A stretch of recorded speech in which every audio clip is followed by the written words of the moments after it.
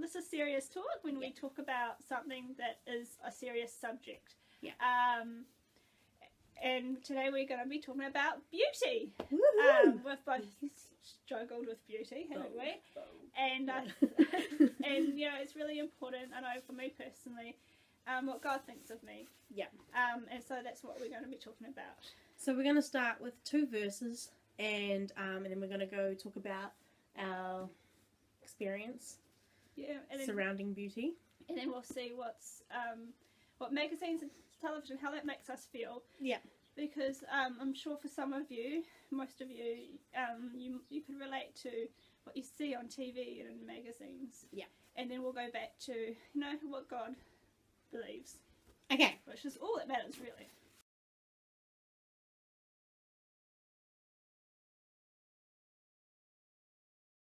Psalm 139, Yep. verses 13 and 14. Okay. For you formed my inward parts. You covered me in my mother's womb. I will praise you, for I am fearfully and wonderfully made. Marvellous are your works, and that my soul knows very well. So this one is 1 Samuel 16, verse 7. Yes. It says, But the Lord said to Samuel, Do not look at his appearance or at his physical stature, because I have refused him. For the Lord does not see as man sees, for man looks at the outward appearance, but the Lord looks at the heart. Yes. So that basically means, you know, like everybody around us looks at how you look on the outside, not necessarily the inside. Yeah. They don't see your personality or your heart or what, you know, what you're good at and stuff like that. They just look at your appearance and judge you on it. And God doesn't do that. He looks at the inside. And I believe, well, there's actually just come to mind in Jeremiah, we each have a future. Yep. I think that's Jeremiah 29:11. And so God, you know, He sees this heart, and He's planned for each of us, no matter what we look like on the outside. He's planned for each of us to live the way He's chosen for us to live. Yeah. And He has a future for us. He does. And all of us. And Psalms, you know, we're fearfully and wonderfully made. You know, He's made us beautiful just the way we are. Yeah. Well, he looks inward, but He does see our outwards, and He thinks it's beautiful anyway. Yeah. Beautiful inside and out. So that's awesome. And He's made us beautiful. He's created our personalities and our character. I mean, we can always work on our character. Yeah. But He's created us to do a special job. And I know for me personally, it was very difficult for me to find what's my special job. But, you know, you keep following Jesus, you keep close to Him, and eventually it'll be revealed. And sometimes your special job might just be living your life and just being, you know, where God's put you, where you're born, and staying there for those people, because everybody needs God. It's not you don't necessarily have to go overseas to do something special. Exactly. You know, maybe it's just to be an example for your own family. So now we're going to talk about our experiences, and sorry for my nasally voice. I sound really nasally. I'm going to talk about, I guess briefly, because there's just so many things that we could say as well. Briefly about, you know, how people have treated us about our outward appearance, I guess you could say. Yeah. Do you want to start, or do you want me to start? I could start. Yep, go for it.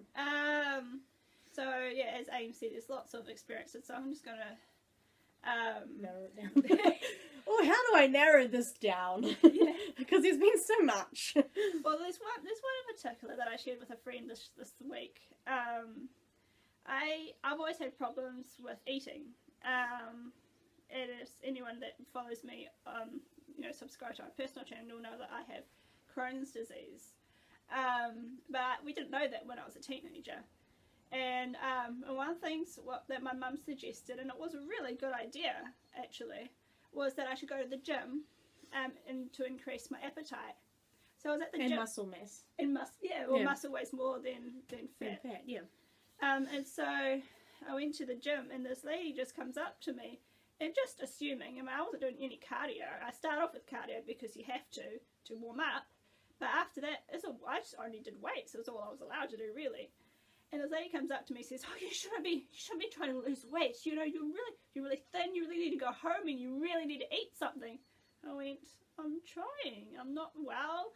I'm here to increase my appetite so that I will eat. I'm trying to put on muscle mass." And then I found myself justifying to her, and I went home and cried, never went back to the gym after that. I don't think people realise what their words have an effect on other people. Like, you might just say something and walk away and you don't have to deal with it again, but you don't know what that person feels and takes away from it and all that. So yeah. Yeah, it really does hurt when people say things like, yeah. Yeah, she had no idea, and she was a stranger, and yeah, well, she didn't know me. She didn't know what I was struggling with. No, she didn't know that you were going there to build muscle or, you know, to increase your appetite and stuff. She just automatically assumed losing weight, which is not all that you do at the gym. No, it's not. Yeah, your turn. Yeah, sorry, I just wasn't sure if you finished. I didn't want to jump in. It's all good. My one has mainly been my, when I was quite, I'm going to just kind of summarise a few points. When I was younger, I used to get bullied a lot. When I hit the age of, because I was real skinny, people used to think I was anorexic. And I hit the age of 7 or 8, I started inhalers, and then I just went, just puffed right up. And I got a lot of people calling me fatso. People were saying, oh, you must eat so much, when in reality it wasn't really what I was eating, it was the medication that I was on. And yeah, a lot of that stuck with me, and every time I would come past, they would just yell out mean, horrible names. And when I look back at it, it wasn't actually that big when I was younger, but that's what I thought. And as I grew up as a teenager, I thought it had finally stopped. But people used to always just yell out names like, oh, look how big she is. And yeah, Fatso was the main name that I used to get called in primary. And yeah, people just tease me over it. And, you know, it's really hard because even till this day, you know, you still think about it sometimes. And what it made me, because I'm an emotional eater, so that made me eat more, actually, even though I wasn't eating that much. And especially when I got to a teenager and people used to tease me as well. And it's really hard because I haven't really shared this on YouTube, actually.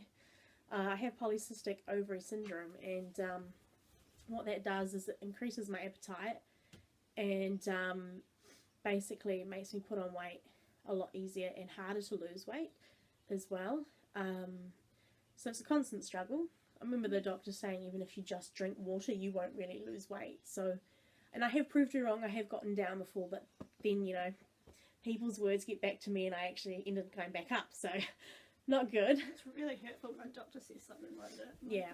Well, I went to the doctor and I had lost about 30 kg, and I went to the doctor and she goes, oh, that's good, but can you do 10 more? And because I thought I had done so well, and trying to get that extra 10 kg off was so hard that I just ended up going the opposite direction, which is pretty sad.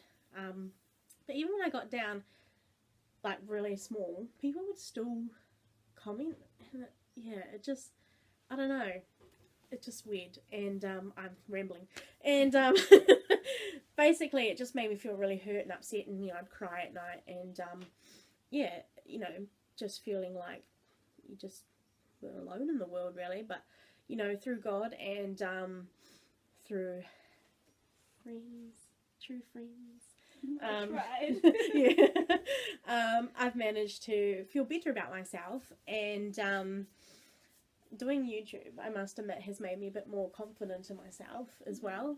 When I first started, I did not want me on the screen. I was like, nah, cut, look at that, you can see my double chin. But now look, I mean, I'm embracing it. I'm embracing it, and one day I will be able to push through and lose the weight, hopefully. And yeah, but I'm just, there's going to be haters no matter what. Even if you're small, no matter what, they'll find something to pick at. One, because they're jealous, I reckon. And you know, yeah. And maybe we won't do the discussion about magazines, but those are our personal experiences, and through it all, what's got us through it is God. Yep. We each of us are fearfully and wonderfully made, and we are all beautiful. And that's what I have learned, that I am beautiful. You're very beautiful, and you're beautiful. Yep. Thank you. Everybody is beautiful in their own way, you know. Society may look at you and think you are too small, you are too big, you don't have the right size eyes, you don't have the right size lips, your nose isn't right, oh sorry, you have pimples, which everybody has, by the way. They look at those things. Oh, you might need a little bit thinner here.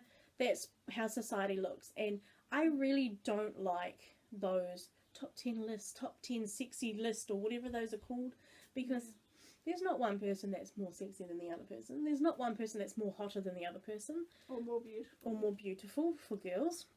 And that pressure, it really gets to each person. I mean, I've seen it in children. I'm not sure if I'm allowed to say this on YouTube, but I've seen it with children. That it shocks me how they think that this person's more beautiful than them, and they'll talk about it.